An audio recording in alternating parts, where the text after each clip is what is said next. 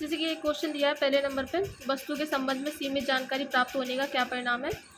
तो ये इसके लिए क्या है, देखिए उपभोक्ता अधिकार वाला चैप्टर चल रहा है, उसके लिए है ये। तो इसमें क्या है, सीमित जानकारी एक वस्तु के संबंध में। तो यानी देखिए आप जान रहे हैं कि जैसे वैश्वीकरण के इस युग में, यानी जहाँ पे जो विश्व लेवल पे जो उत्पाद वगैरह होती है, जो बाजार होता है, तो वहाँ पे क्या होता है, बहुत सारी चीज़ें हैं, बहुत सारी वस्तुएं हैं, क्योंकि सभी देश की चीज़ें जो मिलती हैं वहाँ पे, जैसे हमारे भारत में ही देख लीजिए, तो वहाँ पे बहुत सारी अलग अलग क्वालिटी की चीज़ें होती हैं, कई प्रकार की। तो हम चुनाव नहीं कर पाते, क्यों, हमारे पास उसकी जानकारी सीमित होती है। तो इसके लिए कि हमें उसकी अच्छी जानकारी होनी चाहिए, हमें कपड़े के बारे में अच्छा पता होना चाहिए, उसकी क्वालिटी के बारे में अच्छा पता होना चाहिए, उसके मूल्य के बारे में, यानी कीमत भी उसकी डिसाइड होनी चाहिए कि हाँ इतनी कीमत का ये होगा। लेकिन हम क्या करते हैं, हमें उसका अंदाज़ा नहीं होता। वो क्या होता है कि जब हम आप एक दो बार पहली बार जब खरीदने जाओगे तो आपके साथ ये सारी चीज़ें होंगी, लेकिन आप जब देखेंगे, जाएंगे, आप लोगों से मिलेंगे कि हाँ ये सारी चीज़ें इतनी इतनी क्वालिटी की, आप पढ़ेंगे उसके बारे में, तो आपको पता होगा कि हाँ इतनी क्वालिटी की चीज़ इतनी ज़्यादा पैसे की नहीं है, और हमें उसके बारे में जानकारी होगी। तो हम क्या करेंगे कि चीज़ों को सही कीमत पे लेके आएंगे और अच्छी गुणवत्ता वाली लाएंगे। तो एक सीमित यानी कम जानकारी होने के कारण क्या होता है कि हम ना, जो उपभोक्ता होता है, जो मतलब खरीदने जाते हैं जो लोग उपभोक्ता है, वो अपना ही आर्थिक नुकसान कर लेता है। आर्थिक नुकसान का मतलब जो होता है कि अपने जैसे पैसे वगैरह का नुकसान होता है कि हम ज़्यादा पैसे दिया है और नुकसान करें अपने पैसे का, ये सारी चीज़ होता है आर्थिक नुकसान। ठीक है, अब ये देखिए कि एकाधिकार क्या है। तो ये लिखा है यहाँ पे, एकाधिकार का आशय किसी वस्तु के उत्पादन या वितरण पर किसी एक उत्पादक या एक उत्पादक समूह का अधिकार होना है। यानी कोई भी ऐसी चीज वस्तु उत्पादन हो, उस पर एक उत्पादक हो जिसका अधिकार हो। जैसे कि आप में से, जैसे मान लीजिए मैं हूँ, तो मैंने अगर कुछ ऐसा एक मतलब दुकान खोली है या कुछ एक संगठन बनाया जिसमें मान लीजिए कि मैं एक मैन हूँ, मेरा ही वो समूह है, मैं उसकी लीडर हूँ, तो इसका मतलब क्या है, एक अधिकार, यानी उस पर सिर्फ मेरा अधिकार है। अगर मान लीजिए 5 लोग हैं, 5 लोगों का संगठन बनाया है, उसमें कोई एक मतलब इस एक लीडर नहीं है उसका, उसके वो 5 के 5 बराबर हिस्सेदार हैं, तो इसका मतलब ये कि वो एक अधिकार नहीं होगा।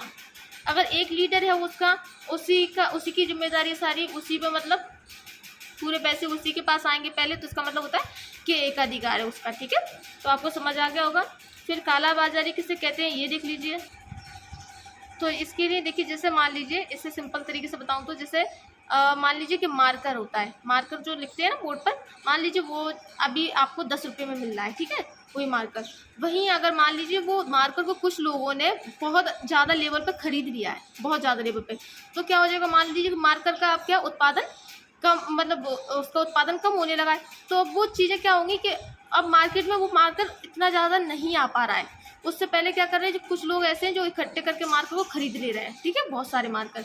अब वो क्या करेंगे, जब मार्कर की सप्लाई नहीं हो पाएगी, लेकिन लोगों को तो मार्कर चाहिए, तो वो क्या करेंगे, जिसने खरीद लिया है, जिसने सारे जो मार्कर से उन्हें मतलब ज़्यादा मतलब कम, जितने भी 10 रुपये में खरीद रहे थे, उन्हें खरीद के मतलब अपने पास इकट्ठे कर लिए, तो वो क्या करेंगे, जब मार्केट में सप्लाई नहीं होगा ना मार्कर, और लोगों की दुकान पर नहीं मिलेगा, तो वो जो जिन्होंने खरीदा है वो खुद आकर इस मार्कर को एक महंगी कीमत पर बेचेंगे। हो सकता है वो 15 पे बेचें या 20 रुपये पे बेचें। तो वो क्या हो जाएगा, इस चीज़ को क्या कहते हैं कि कालाबाजारी, इस चीज़ को कहते हैं। तो वो कहने का मतलब ये कि बाजार में जो चीज़ें हैं, व्यापार में जो चीज़ चलती हैं, वस्तु वगैरह हैं, उन्हें कुछ लोग खरीद ले जानबूझकर कि हम इसे इकट्ठे उस पर खरीद लेंगे तो यहाँ बचेगी नहीं, ये चीज़ बहुत कम लेवल पे बचेगी, तो लोगों को ज़रूरत होगी तो हम उन्हें बेचेंगे, लेकिन ज़्यादा कीमत पे बेचेंगे, तो उसे कालाबाजारी कहते हैं। आई होप आपको समझ आ गया होगा। फिर यहाँ देखिए, उपभोक्ता शिक्षा से क्या अभिप्राय है।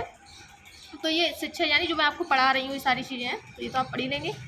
तो और सूचना का अधिकार, यानी जो 2005 है ना, उसमें सूचना प्राप्त करने का अधिकार मिला था, मतलब आया था, तो इसका नाम से मतलब जानने वाला कानून बनाया गया था। यानी ये पहले इसका नाम क्या था, राइट टू इन्फॉर्मेशन, यानी यही है सूचना का अधिकार, इसी को इंग्लिश में राइट टू इन्फॉर्मेशन कहते हैं। तो इसके नाम से मतलब 2005 में आया था सूचना प्राप्त करने का अधिकार।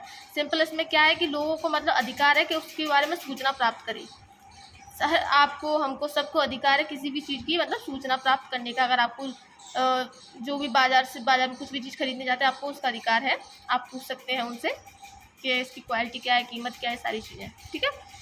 तो सरकार के विभागों के कार्यकलापों के सभी सूचना प्राप्त करने का, यानी जो सरकार है वो कुछ भी काम करती है, योजना चलाती है, उसका भी मतलब आपको सूचना प्राप्त करने का अधिकार है, आप पूछ सकते हैं। फिर ये उपभोक्ता शोषण से क्या, ये तो मैंने आपको तब से बताती आ रही हूँ, बहुत बार बता दिया है कि उपभोक्ता को शोषण किस किस प्रकार से होता है, वो आप देख लीजिए। ये क्वेश्चन आपको 2 नंबर में आ सकते हैं या फिर 4 नंबर में भी आ सकते हैं। देखिए इसमें कंफ्यूज मत हुआ करिए, हो सकता है वो आपसे ऐसे पूछ ले कि जे ऐसे कि निम्नलिखित की परिभाषा लिखिए। नंबर 1 पे लिख दे कालाबाजारी, नंबर 2 पे लिख दे सूचना का अधिकार। तो आपको क्या करना है कि 5 नंबर में पूछा तो पहले आपको कालाबाजारी की परिभाषा लिख देना है, फिर आपको सूचना के अधिकार की परिभाषा लिख देना है। ऐसे पूछ लेते हैं तो आप घबरा जाते हैं, लेकिन हालांकि क्वेश्चन वही होते हैं। ठीक है, जैसे देखिए कि सिनेमा की टिकट को उसकी निर्धारित कीमत से अधिक कीमत पर बेचना क्या कहलाता है? तो ये क्या कहलाता है? कालाबाजारी। जैसे मैंने कहा था ना कि जैसे मार्कर है उसकी कीमत थी 10 रुपये, लेकिन उन्होंने मार्कर खरीद लिए बहुत सारे और फिर वो लोग दूसरे लोग जिसने मार्कर खरीदे हैं अब वो बेच रहे हैं कीमत पर कि हम उसे ज़्यादा कीमत पर बेचेंगे। ऐसी ऐसी सिर्फ खरीदने पे नहीं होता। जैसे कुछ दुकानदार होते हैं उनके पास ही मार्कर आ रहे हैं तो वो खुद ये सोचेंगे कि मतलब 2-3 दुकानदार हैं उनके पास ही मार्कर आ रहे हैं, बाकी के पास नहीं आ रहे, तो वो 2-3 दुकानदार मिलकर क्या करेंगे कि 10 रुपये के मार्कर को हो सकता है 20 रुपये का बेचने लगे, क्योंकि उनके अलावा तो कहीं और मिलता नहीं है तो लोग और कहीं पे जा नहीं सकते।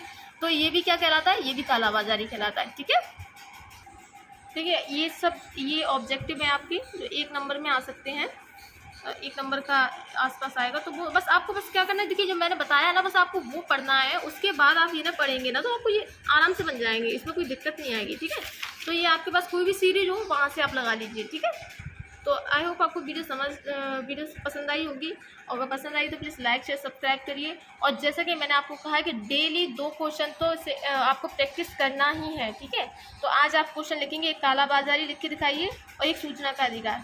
लेकिन अभी मैंने समझाया है तो आप क्या करेंगे, पहले आप बिना देखे लिखेंगे, उसके बाद आप चेक करेंगे अपने उसमें कि जो आपके पास सीरीज हो नहीं होगी तो आप मेरी इस वीडियो को पॉज करके इसका स्क्रीनशॉट ले लिया करिए। तो यहाँ से आप मैच करके देखिए कि आपने कितना सही लिखा है। तो इससे आप ना 2-3 दिन मैं जानती हूँ कि आपको प्रॉब्लम आएगी, बट उसके बाद फिर नहीं आएगी, लेकिन ऐसी प्रैक्टिस ज़रूर करिए। And thank you.